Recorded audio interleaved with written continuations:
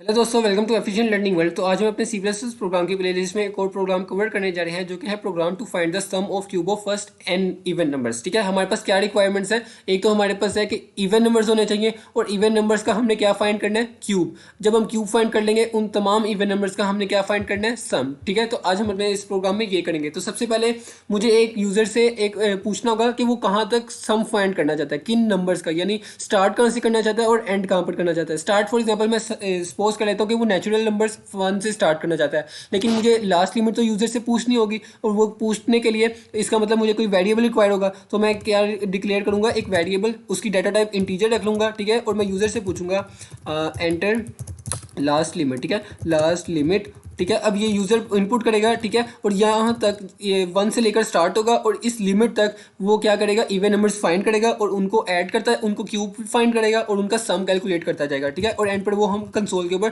Print करेंगे। वो कैसे करेंगे अभी हम देखते हैं। ठीक है, तो यहाँ तक तो है इनपुट यूज़र ने कर दी। ठीक है, अब मुझे क्या करना होगा, सम कैलकुलेट करना है। ठीक है, सम कैलकुलेट करना साफ सी बात है, उसके लिए कोई वेरिएबल रिक्वायर्ड होगा ताकि मैं उसको स्टोर भी करवा सकूं। तो मैं यहाँ पर एक सम का वेरिएबल ले लेता हूँ, उसकी डाटा टाइप इंटीजर रखता हूँ, sum is equal to 0। Start में इसको 0 से इनिशियलाइज कर देते हैं ताकि उसमें कोई गार्बेज वैल्यू ना हो। ठीक है, अब मुझे 1 से लेकर फॉर एग्जाम्पल इस लास्ट लिमिट तक प्रिंट करवाने हैं, यानी सम कैलकुलेट करना है, तो साफ सी बात है मुझे ट्रैवर्स करना पड़ेगा। ट्रैवर्स का मतलब लूप लगानी होगी। लूप लगानी होगी यानी 3 टाइप्स हमारे पास हैं, लूप है, डू वाइल लूप है, वाइल लूप है, फोर लूप है। आप कोई भी यूज़ कर सकते हैं, मैं फोर लूप से करके बता रहा हूँ। ठीक है, फोर लूप ले लिया। अगर आप नेचुरल नंबर से स्टार्ट करना चाहते हैं तो मैं यहाँ पर 1 से स्टार्ट करूंगा। अगर आप होल नंबर से करना चाहते हैं तो आप यहाँ पर 0 से स्टार्ट करेंगे। ठीक है, मैं नेचुरल नंबर से स्टार्ट कर रहा हूँ, I less than equal to n लिखा लिया, आई प्लस प्लस किया, और यहाँ पर लूप आ गई। ठीक है, अब लूप में अंदर क्या होगा, लूप के अंदर सम कैलकुलेट होगा, लेकिन उन नंबर्स का जो कि इवन नंबर्स हैं। इसका मतलब मुझे इवन नंबर्स को पहले चेक करना होगा, जो इनपुट में नंबर आ रहे हैं यहाँ पर वो इवन नंबर्स हैं या नहीं है। ठीक है,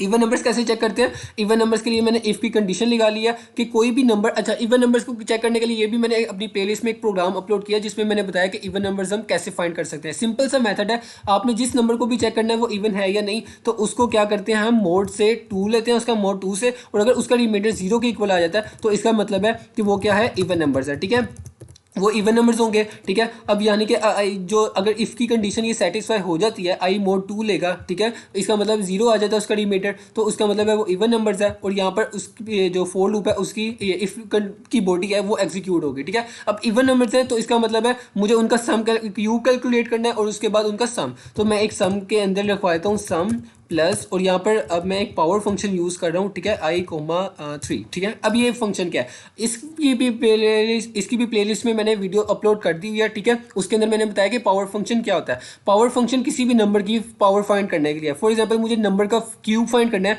तो पहले आर्गूमेंट में वो नंबर लिखूंगा और कोमा डाल के उसकी उतनी पावर। अगर आप स्केयर फाइंड करना चाहते हैं तो यहाँ पर 2 आ जाएगा। ठीक है, अगर आप 1 पावर 1 करना चाहते हैं तो 1 आ जाएगा। क्यूब फाइंड करना है तो मैंने यहाँ पर 3 लिख दिया। ठीक है, अब इस पावर फंक्शन जो है ये हेडर फाइल के अंदर एक डिफाइंड है जिसका नाम है हैश इंक्लूड सी मैथ। ठीक है, यानी कि सी मैथ के हेडर फाइल जो है उसके अंदर ये डिफाइंड है। अगर हम इसको इंक्लूड नहीं करेंगे तो एरर आ जाएगा। ठीक है, तो आपको ये लाजमी इंक्लूड करना है। इसकी जो मैंने वीडियो अपलोड की हुई है अपनी प्लेलिस्ट में, मैं उसका लिंक जो है डिस्क्रिप्शन में दे दूंगा। अच्छा, अगर आपको पावर फंक्शन याद नहीं रहता तो आप ये भी लिख सकते हैं कि I multiply by I multiply by I. इसका क्या मतलब है कि आई की आपने 3 टाइम्स इसको मल्टीप्लाई कर दिया तो आपके पास ऑफ कोर्स क्यूब भी आ जाएगा। ठीक है, तो क्यूब आ जाएगा तो आप उसको भी यहाँ पर लिख सकते हैं पावर फंक्शन की जगह। अब मैं जब इस लूप से बाहर आऊंगा तो मैं सिंपली क्या प्रिंट कर दूंगा, sum of cube of even numbers from 1, क्योंकि मैंने 1 से स्टार्ट किया नेचुरल नंबर से, और 2, और यहाँ पर n, यानी कि जो जहां तक यूजर ने इनपुट किया लास्ट लिमिट वहां तक। ठीक है, और यहाँ पर मैंने सम प्रिंट कर दिया। ठीक है, अब मैं इस प्रोग्राम को रन करता हूँ। ठीक है,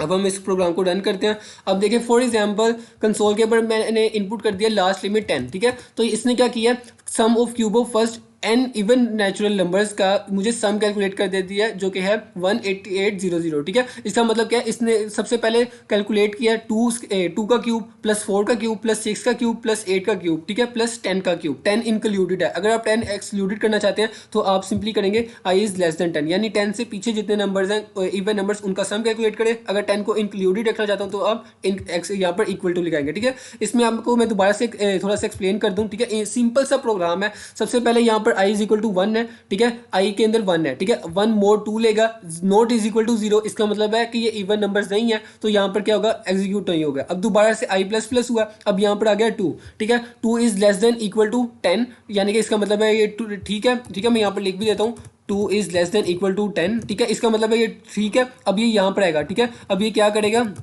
2 मोर 2 लेगा इज इक्वल टू 0, ठीक है, कंडीशन सेटिस्फाई, इसका मतलब है 2 एक इवन नंबर है, ठीक है। तो यहाँ पर आएगा, अब ये क्या कैलकुलेट करेगा, सम, ठीक है, सम कैसे कैलकुलेट करेगा, सबसे पहले यहाँ होगा, यहाँ पर sum is equal to 0 plus, अब यहाँ पर आई का 2 का क्यूब हो जाएगा, ठीक है, 2 मल्टीप्लाई बाय 2 मल्टीप्लाई बाय 2, तो यहाँ पर 8 आ जाएगा, ठीक है। अब 8 सम के अंदर स्टोर हो जाएगा, अब दोबारा से लूप एग्जीक्यूट होगी, अब आई प्लस प्लस, इसका मतलब है 3, ठीक है। अब यहाँ पर 3 is less than equal to 10, condition true है, इसका मतलब यहाँ पर आएगा, अब देखेगा इफ की कंडीशन 3 मोड 2, इसका मतलब है नॉट इज इक्वल टू 0, ठीक है, 3 mod 2 not is equal to 0, क्योंकि रिमाइंडर इनका 0 के इक्वल नहीं है, तो ये लूप एग्जीक्यूट नहीं होगी, ठीक है। अब दोबारा से ये चलेगा, अब टाइम क्या होगा, अब यहाँ पर 4 आ जाएगा, 4 is less than equal to 10, condition true है, यहाँ पर आएगा 4 मॉड्यूलस 2, और यहाँ पर इसका मतलब है ट्रू है, तो ये इसके अंदर आएगा, और यहाँ पर 4 का क्यूब पे कैलकुलेट करेगा, ठीक है, ठीक है। यहाँ पर 4 का क्यूब आ जाएगा 64, और यहाँ पर जो मेरे पास प्रीवियस जो लास्ट जो हमारे पास स्टोर हुआ था सम में, वो था 8, ठीक है, 8 प्लस 64। अब ये इस तरह लूप चलती रहेगी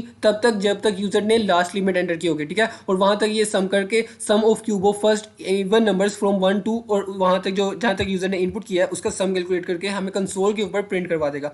so thanks for watching this video. अगर आपको इस वीडियो में किसी भी बात की समझ नहीं लगी है तो प्लीज़ मुझे कमेंट सेक्शन में ज़रूर पूछिएगा, और अगर आपने ये मेरी पावर फंक्शन वाली वीडियो नहीं देखी तो आप प्लीज़ उसको वॉच कीजिए, क्योंकि ये एक प्री डिफाइंड फंक्शन है और आगे हमें बहुत यूज़ होगा, ठीक है, जब हम ग्राफिक्स देखेंगे C++ में। So thanks for watching this video.